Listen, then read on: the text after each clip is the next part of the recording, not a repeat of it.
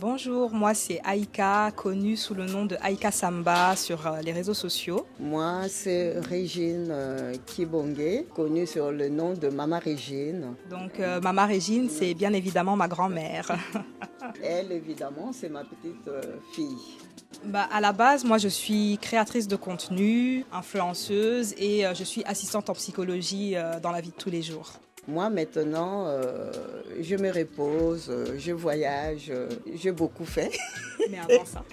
Avant j'étais traiteur ici à Bruxelles. Durant 18 ans. Durant 18 ans, oui.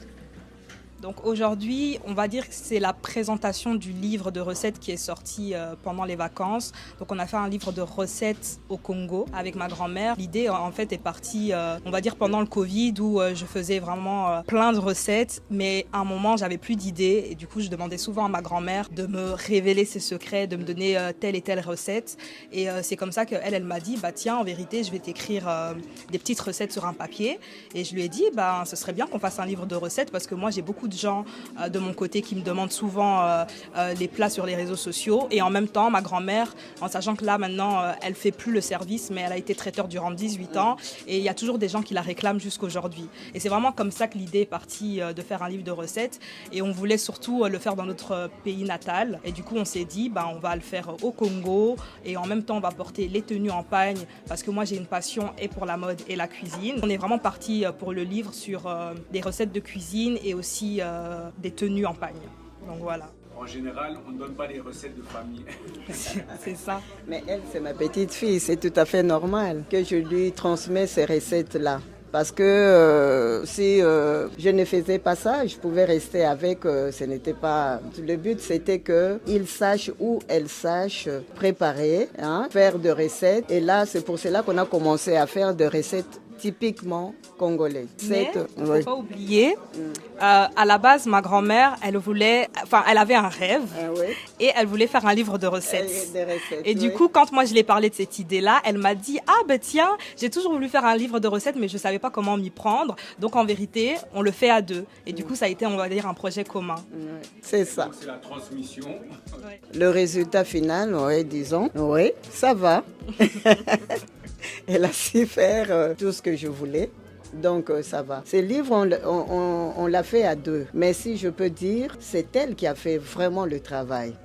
Elle m'a demandé conseil, elle faisait ce que je lui disais. Elle a vraiment, comme on dit, comment dirais-je ? Ouais, j'ai tout retranscrit.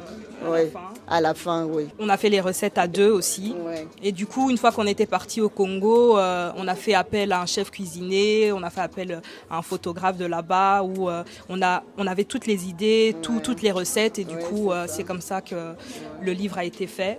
Mais du coup, pour la retranscription, c'était moi. Ouais. C'était elle, oui.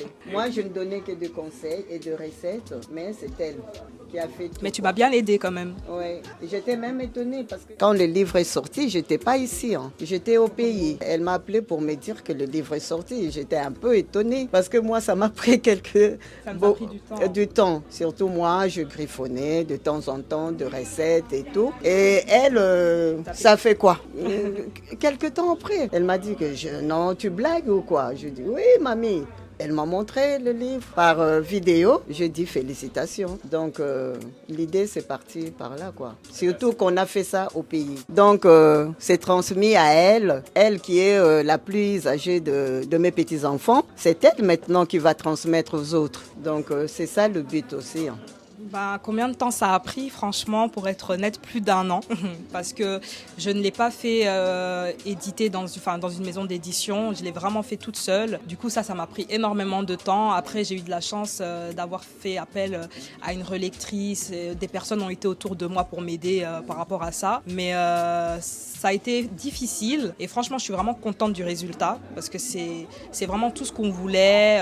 Les recettes sont pas des recettes compliquées. C'est vraiment des recettes de base, des recettes traditionnelles qu'on a l'habitude de faire chez nous. Et c'est ça que moi je voulais expliquer dans le livre, que toutes les recettes qu'on voit, c'est vraiment des recettes que nous on a l'habitude de manger. Et il y a toujours des événements pour chaque type en fait de plat. Et en même temps, pour chaque type de plat, on a aussi des tenues. Parce qu'il y a des tenues pour des occasions, etc. Donc on a fait vraiment le tout 2 en 1 et je suis vraiment contente du résultat. Déjà, les tenues, c'est de ma marque de vêtements en pagne Monzele Collection. Donc, c'est une marque que j'ai fait en même temps que mon livre de recettes. Mais j'ai vraiment d'abord voulu mettre en avant mon livre de recettes parce que les gens qui commandent le livre voient en fait que je parle des pagnes et pourquoi j'ai eu l'idée de faire les pagnes à ce moment-là. Donc, c'est vraiment un lien qui s'est réuni à ce niveau-là.